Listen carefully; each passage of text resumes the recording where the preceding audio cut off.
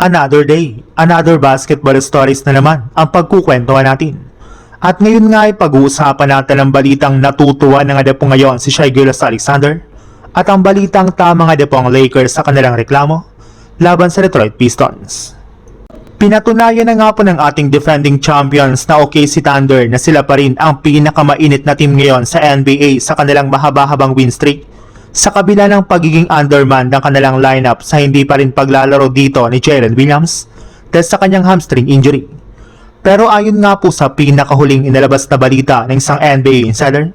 hindi rin naman nga po madala ang kalagayan ngayon ni Jalen Williams, sadyang hinahanda lamang nga po nila ito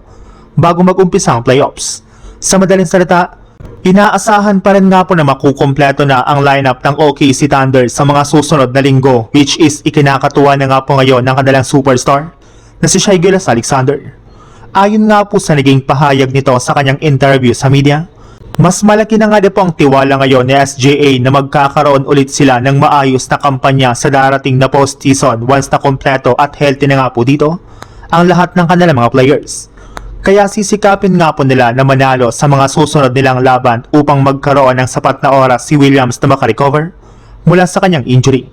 Sa ibang balita naman, mismong si Luka Doncic na rin naman nga po nagsabi na marami nga na po talagang mga missed call sa pagkatalo kanina ng Lakers laban sa Pistons na siya nagpahirap sa kanya at sa kanilang kupunan. Pero inacknowledge rin naman nga po ni Luka ang napakalamya niyang shooting sa kanilang laro sa dami ng kanyang mga missed shots katulad na lang ng ginawa niyang huling tira sa huling mga segundo ng fourth quarter.